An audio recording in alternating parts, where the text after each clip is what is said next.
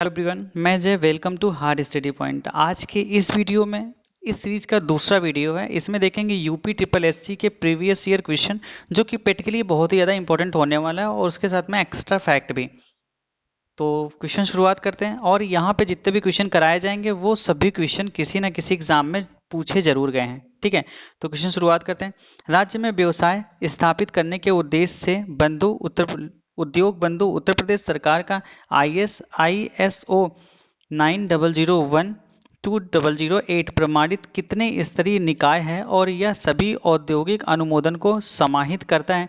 तो यह 3 स्तरीय निकाय होता है जो कि उत्तर प्रदेश में लागू होता है, जिसमें एक तरह के सर्टिफिकेट होता है। आप कोई प्रोडक्ट लेते होंगे तो उसके पीछे लिखा होता है ISO सर्टिफिकेट, ये नंबर होता है, यहाँ पे सन चेंज होता है, ठीक है। तो यह एक तरह की माप की प्रणाली होती है उस प्रोडक्ट की बेसिकली। तो यह उद्योग 3 स्तर का होता है: जिला स्तर, मंडल स्तर और राज्य स्तर। अब इसके बारे में कुछ समझते हैं। इसका जो फुल फॉर्म होता है ISO का, इंटरनेशनल ऑर्गेनाइजेशन फॉर स्टैंडर्डाइजेशन, और इसमें क्वालिटी बताई जाती है। जैसे 2008 में है तो इस प्रोडक्ट की 2008 में क्या क्वालिटी थी, और उसके बेसिस पे वो बनते हैं प्रोडक्ट। उसके बाद 2009 की बात करेंगे तो उसमें वो क्वालिटी चेंज कर दी जाती है। तो 2009 का प्रोडक्ट यहाँ पे लिखा होगा ISO 9001-2009। इस तरह से कैटेगराइज्ड किए गए होते हैं प्रोडक्ट को। नेक्स्ट, और ये क्वेश्चन जूनियर असिस्टेंट 2016 में 2019 में आया था, सेकेंड शिफ्ट में।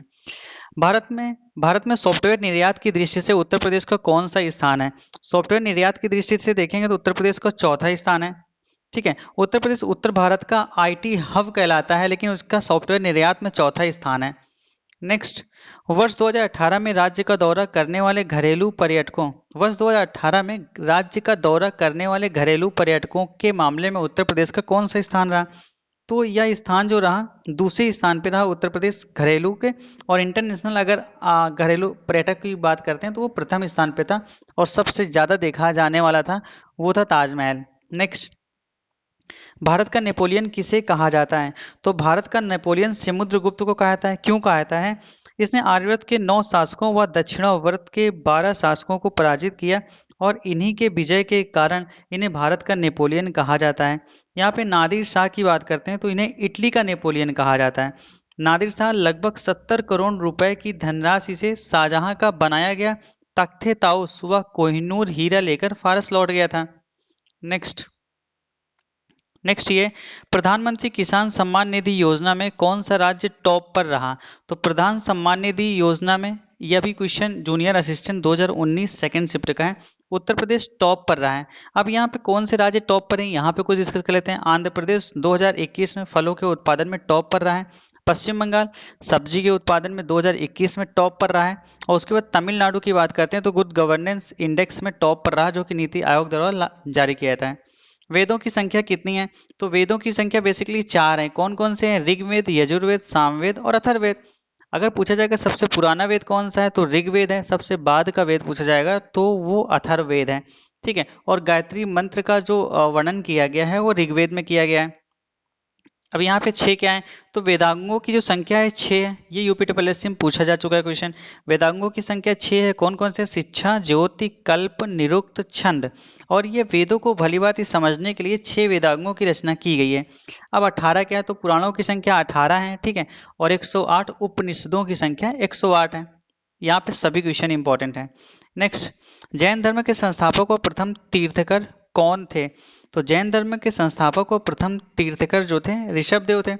अगर सबसे अंतिम और 24वें तीर्थकर की बात करते हैं तो महावीर स्वामी थे।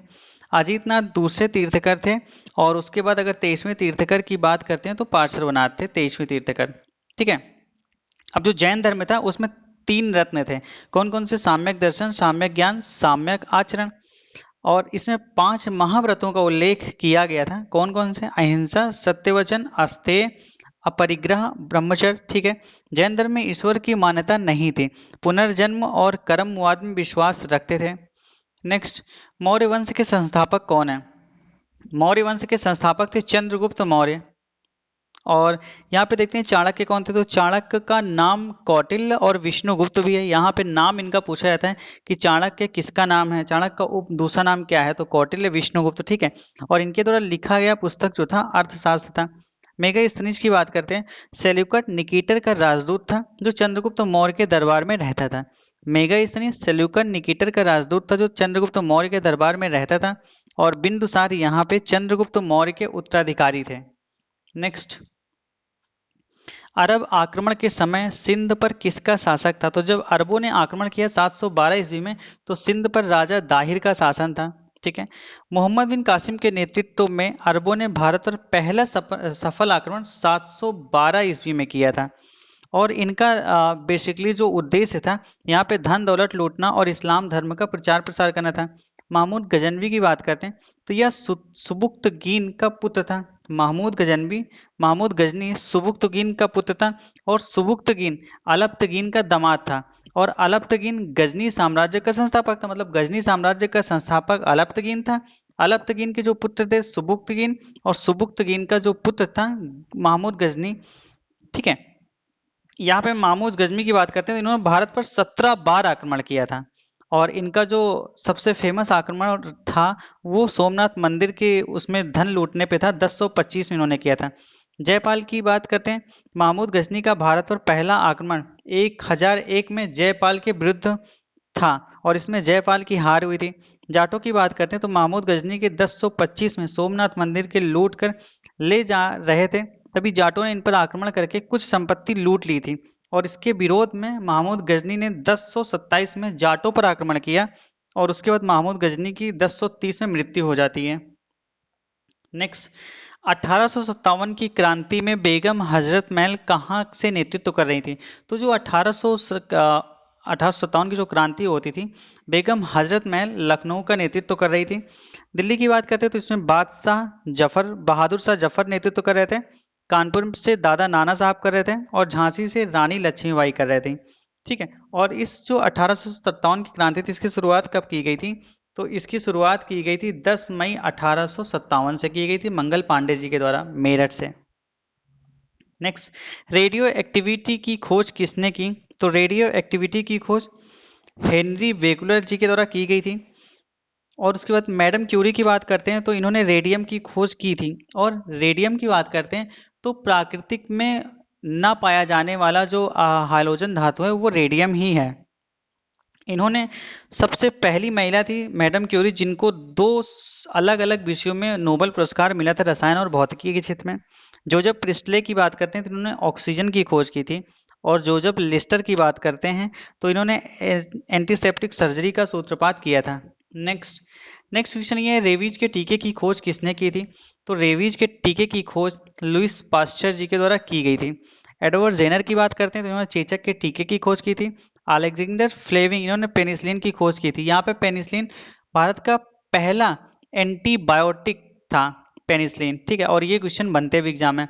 माइकल गोटलिब की बात करते हैं तो इन्होंने एड्स की खोज की थी। और एड्स का फुल फॉर्म होता है acquired immuno deficiency syndrome. Next ये होता है, विज्ञान के किस शाखा के अंतर्गत स्त्री रोग का अध्ययन किया जाता है? तो गायनोलॉजी के अंतर्गत स्त्री रोग का अध्ययन किया जाता है। यहाँ पे एंटोमोलॉजी की बात करेंगे तो कीट पतंगों का अध्ययन किया जाता है, और एपीकल्चर में मधुमक्खी पालन का अध्ययन किया जाता है, और डर्मेटोलॉजी में त्वचा के रोगों का अध्ययन किया जाता है। नेक्स्ट, सूर्य के सबसे नजदीक ग्रह कौन सा है? तो सूर्य के सबसे नजदीक ग्रह बुध है। उसके बाद जो शुक्र है, तो पृथ्वी के सबसे नजदीक ग्रह कौन सा है? शुक्र है। ठीक है, शुक्र पृथ्वी के नजदीक ग्रह है। शुक्र सबसे चमकीला है और सबसे गर्म ग्रह है। शुक्र की बात करते हैं तो इसकी खासियत जो होती है पृथ्वी के समान ही है। इसका आयतन, आकार और यहाँ पे घनत्व तो पृथ्वी के समान है, लेकिन यहाँ की जो गर्म है इतना कि वो शीशे को भी गला देता है। और उसके बाद शुक्र के समान होने के कारण इसे पृथ्वी की बहन भी कहा जाता है। इसे सांझ का तारा या भोज का तारा भी कहा जाता है। बृहस्पति की बात करते हैं तो सौर मंडल का सबसे बड़ा ग्रह है। और अगर उपग्रह की बात करते हैं सबसे बड़ा उपग्रह, तो वो बृहस्पति ग्रह का जो गैनीमिड है ये सभी उपग्रहों में से सबसे बड़ा है। मंगल ग्रह की बात करते हैं तो इसे लाल ग्रह कहते हैं। अब ये लाल क्यों है, ये क्वेश्चन एग्जाम में बन चुका है। ठीक है, तो आयरन ऑक्साइड के कारण ये लाल है। सौरमंडल का सबसे बड़ा ज्वालामुखी ओलिपस मेसी, और सौरमंडल का सबसे ऊंचा पर्वत निक्स ओलंपिया जो कि माउंट एवरेस्ट से भी 3 गुना ऊंचा है, वो मंगल ग्रह पे ही पाया जाता है। नेक्स्ट, पृथ्वी की कितनी गहराई पर भूपर्पाटी जिसे क्रस्ट का क्षेत्र पाया जाता है? तो यह पृथ्वी के 34 किलोमीटर गहराई पर यह पाया जाता है जिसे क्रस्ट बोलते हैं, और यह भी दो भागों में बटा होता है। कौन कौन सा? पहला तो होता है सियाल और सीमा। यहाँ पे पूछा था सियाल किसका बना होता है, तो जो सियाल बना होता है सिलिका और एल्यूमिना का बेसिकली बना होता है, और सीमा जो होता है सिलिकन और मैग्नीशियम का बना होता है। अगर इसकी बात करते हैं, इसका जो घनत्व होता है, आयतन होता है, कितना होता है, तो इसका आयतन होता है 3.5 ग्राम प्रति सेंटीमीटर क्यूब। सेंटीमीटर क्यूब होता है किसका? इनका भूपर्पाटी जो क्रस्ट होता है उसका आयतन। नेक्स्ट, खनिज तेल किस प्रकार के चट्टानों में पाया जाता है? तो जो खनिज तेल होता है औषधि चट्टानों में पाया जाता है, ठीक है, और इसमें कोयला, लौह, अयस्क भी पाए जाते हैं। आग्नेय चट्टान की बात करते हैं तो मैग्मा व लावा के जमने से बनते हैं। आर्थिक रूप से ये भी बहुत ही ज्यादा संपन्न होते हैं। इसमें निकिल, तांबा, सीसा, सोना, प्लेटिनम पाए जाते हैं। कैंथ्रिज चट्टान में ताप और दाब एवं रासायनिक क्रियाओं के कारण आग्नेय व औषधि चट्टानों से कैंथ्रिज चट्टानों में परिवर्तित हो जाता है। नेक्स्ट, सवाना घास के मैदान कहाँ पाए जाते हैं? सवाना घास के मैदान अफ्रीका में पाए जाते हैं।